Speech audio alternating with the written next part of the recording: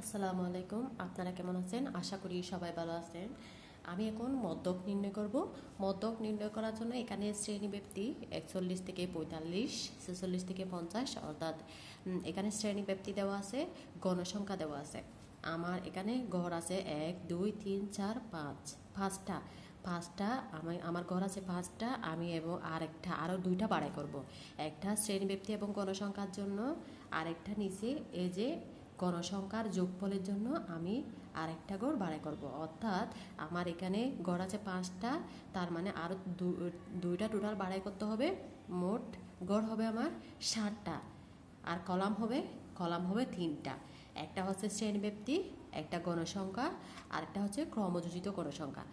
মধ্যক নির্ণয় করার জন্য, প্রচুরক নির্ণয় করার জন্য আমাদের শুধু শ্রেণী ব্যক্তি এবং গণসংখ্যা লাগে, কিন্তু মধ্যক নির্ণয় করার জন্য আমাদের ক্রমযোজিত গণসংখ্যার একটি আলাদা কলাম বের করতে হয়।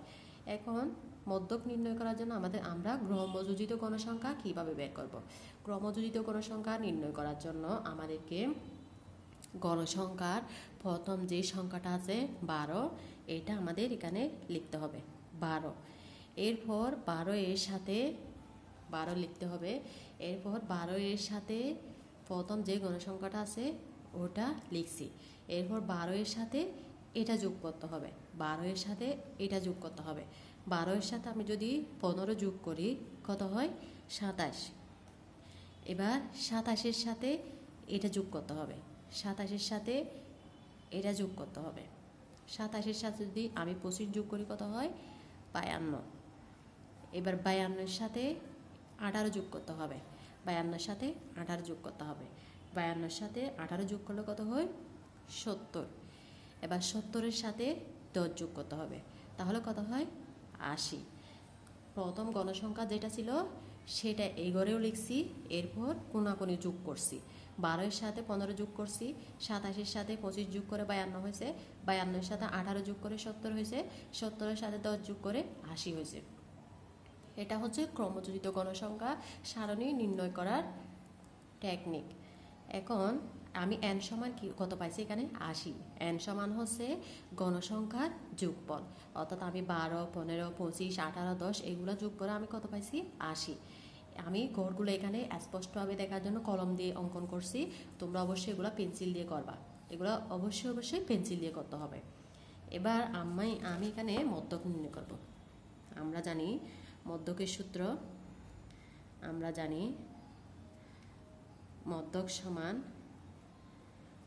সমান L plus n/2 minus FC গুণ H/FM।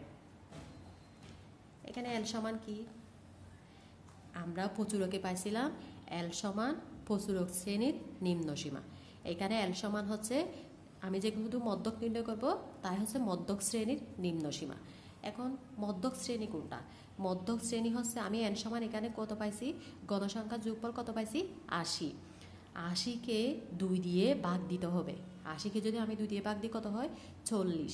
40 ক্রমযোজিত গণসংখ্যার যেই সারণীতে, যে ঘরে মিলে যায়, যে সারিতে মিলে যায়, ওই সারিটাই হচ্ছে মধ্যক শ্রেণী।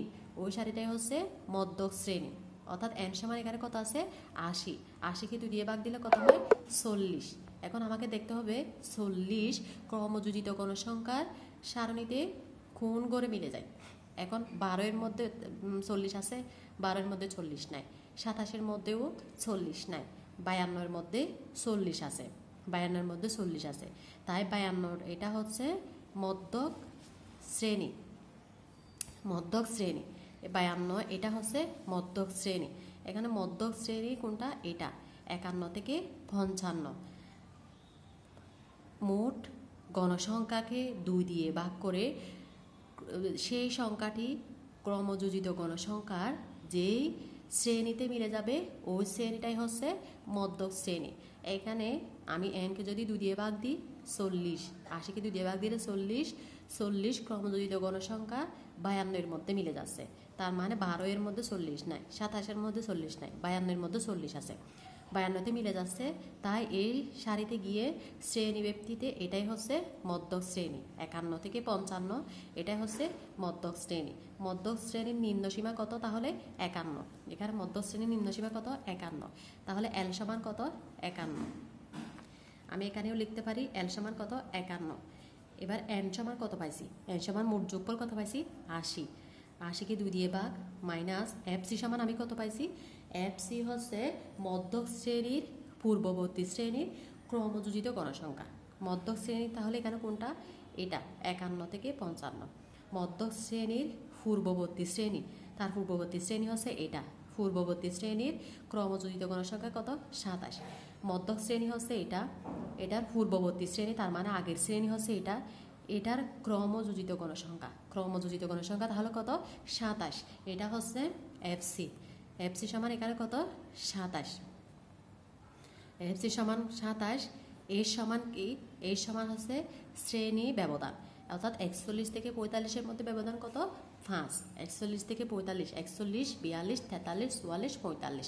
তার মানে 41 থেকে 45-এর মধ্যে ব্যবধান 5। 41-ও ধরতে হবে, 45-ও ধরতে হবে। তার মানে এখানে শ্রেণী ব্যবধান কত? 5। এফএম সমান কি?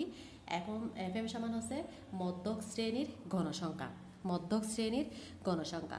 এখানে মধ্যক শ্রেণী কোনটা? 51 থেকে 55। 51 থেকে 55 আমরা কত? এটা মধ্যক শ্রেণী পাইছি না? মধ্যক শ্রেণীর গণসংখ্যা তাহলে কত? 25। মধ্যক শ্রেণীর গণসংখ্যা 25। এফএম সমান এখানে কত? 25। এফএম সমান আমি কত পাইছি? 25। এবার আমার ক্যালকুলেশন করতে হবে। 80কে 2 দ্বারা ভাগ করলে কত? 40 মাইনাস 27।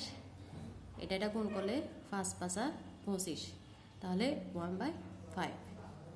1/5। 51 প্লাস